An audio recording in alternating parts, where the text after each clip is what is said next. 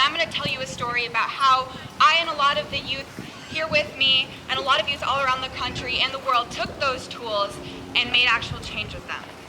So, for those of you who don't know, my name is Jamie Margolin. I'm 17 years old. I'm from Seattle, Washington, and I'm the co-founder of a youth climate action organization called 0 Hour. The summer of 2017, I was a lot like you guys. Or those of you who feel like you're starting your environmental action journey, but you don't know exactly what to do or how you're going to make a big impact, I was on that same page, and I was really scared because this was back when Hurricane Maria tore through Puerto Rico. This was back when the wildfires blew over the entirety of Seattle, Washington, and coated the air in thick smog, and it was hard for many of us to breathe. And I didn't know how to take action, but I had this idea for a youth climate march. And keep in mind, I did not come from a political family, a rich family, or have a lot of experience, but I knew I had a very strong vision, and I knew that this needed to happen.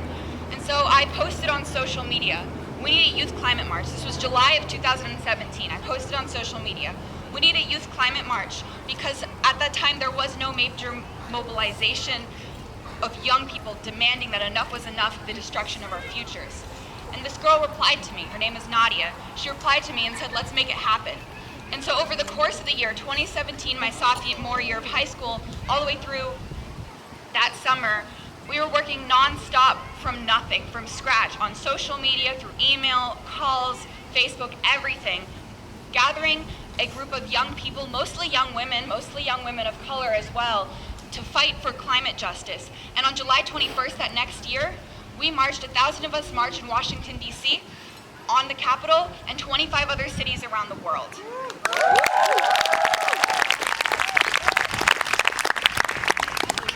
That day, during the march, it was pouring rain, and Elsa, who is here, one of your squad leaders, is also one of our core team organizers, and all of us were in there soaking in the rain after a year of working full-time, pretty much on top of going to high school, working full-time, not knowing if it would make a difference. And we sat there soaked in the house that we were staying at after the march thinking, did this do anything? And then the next morning, we opened the spread to the Sunday New York Times, and there it is about our march.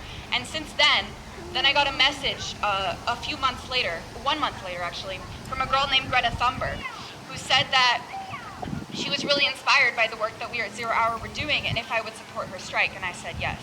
And so from then on, there was this global climate action family that was born, and I didn't know, and none of us knew at the time, that one social media post, all those nights of calling and texting and posting and conference calls and organizing, we didn't know if it would make a difference, but it ended up making a difference. And after, we didn't know that our little march in the rain would make a difference, but it ended up making a difference.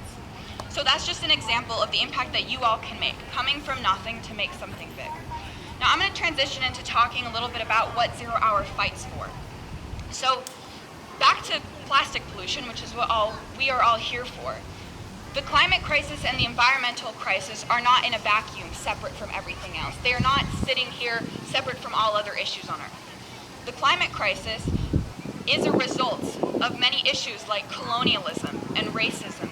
If you look at this land that we're on, we were just reminded by the elders of this land that this is stolen land, and the violence on this land, the stealing of this land, directly resulted in the climate crisis, because before this land was stolen, before colonization, there was no climate crisis. And with colonization came the idea that everything is for our extraction, and that everything is to be bought and sold. And so all of these systems of oppression since colonialism that have been building up for centuries have all come together to make this giant monster that we call climate change. It is really the grand culmination of all our societal injustices that have been building up for centuries. And as we fight against plastic pollution, we have to be careful, because what is happening is right now about 100 corporations are entirely responsible for the climate crisis.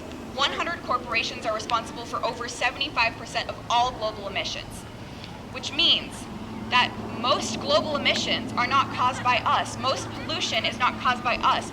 Most pollution is caused by these mass industries. And what happened, there was recently Shell Oil, one of the companies destroying our futures, put out a statement saying that people should recycle more and that people should take better care of the earth, while they turn around and trash the earth. So we have to be careful as we fight against plastic pollution to not fall into victim blaming, which is a lot of what these corporations do. They will destroy acres and acres of land, pollute more than any of us could ever imagine in our entire lifetimes, and destroy life on Earth as we know it, and then point the blame on us. It's because you littered.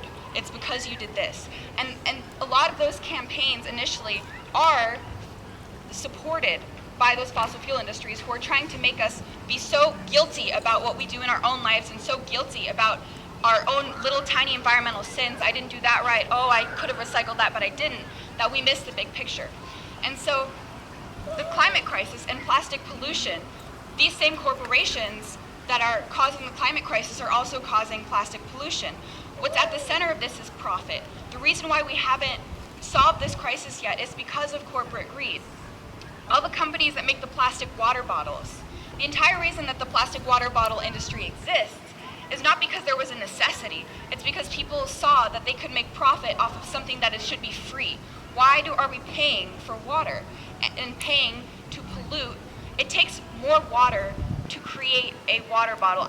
You can check this out on the Story of Stuff. I don't know if you guys have you heard about the Story of Stuff? Yeah. Yes, I love those videos. So you can see that a lot of these unnecessary plastic items, the reason why they still exist are because corporations are funding so much money into keeping them in business because they don't care that it's polluting our oceans, and your futures and my future have been sold down the line for temporary money. And so right now what we're up against, and this is what I want you to think about it, and if you take away one thing from me standing up here talking to you with the sun in your eyes, I want you to remember that your futures and your lives, they have been traded for money by these corporations. And so what you are fighting for is not simply against a straw. You're not simply just fighting against a cup that you find on the floor. You have to think about, why is that there? How did that get there? And a lot of it is through maybe someone littered, but a lot of it is also, why are these products that we don't need being made? A lot of the times that is because of these corporations that have sold our lives and our futures.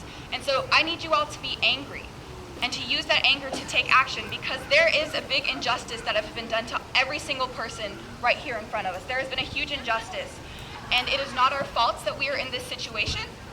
I can't vote, and I think most of you other here have not even had the chance to vote for the leaders that are selling your futures down the line, but you have to understand that this is being done to you, and that you need to stand up and fight back, and that it is so much bigger than simply a piece of plastic, and that the plastic pollution is a part of this global climate crisis that we must all rise together and solve.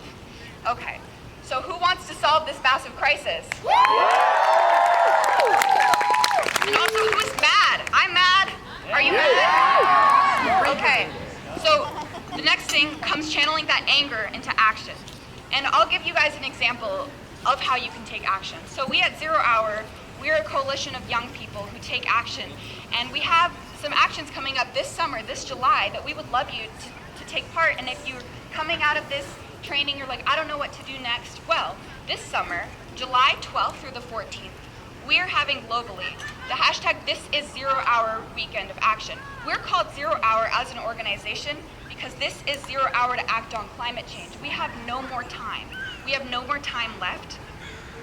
We have 0 hours left to act on climate change. So this summer, all over the world, young people are organizing different actions in their communities July 12th through July 14th. You can write this down and be a part of this with us, whether it be a beach cleanup, whether it be a community event, whether it be a panel, whatever it is, they are organizing within their communities for this global weekend of action. The biggest event of this being the Youth Climate Action Summit in Miami, Florida. We're collaborating with Greta Thunberg, with Little Miss Flint, with the young people who started the No Dakota Access Pipeline movement. Have you guys all heard about the No Dakota Access Pipeline movement? Yeah? Yes. So that was started by young people just like you, with no resources, just determination. So we're bringing all of these youth together in the summit in Miami. And so this July 12th and 14th. So if you want to join the 0 Hour movement, if you want to take action, I invite you all to get out your phones. I know that's something that you're not usually asked to do during a talk, but if you want to learn more about 0 Hour, you can go to thisisz0hour.org or follow us at @thisisz0hour on Instagram, Twitter, or Facebook, and join the movement, because we would love young people like you to join us, to mobilize with us, because there is a huge injustice being done to us, and we have to fight back. So I'll give you a moment to do that, and I am here for the rest of the weekend. So if you have any questions for me or for my co-organizer Elsa about how to organize a movement, about how, if you want to join the movement, about how to organize something like a march or a summit or whatever, I am here to answer your questions, and I'm here to mentor you as your sister in this movement. And before I leave you guys alone and let you guys go to the next speaker, I want you guys to, we are going to chant so loud that the government of Canada is going to hear us. Yeah! Yeah? Okay. So when I say this is, you say 0 hour. This is! 0 hour! This is! 0 hour! I want the people all the way over on that mountain to hear us. This is! 0 hour! This is! 0 hour! Thank you so much, everyone.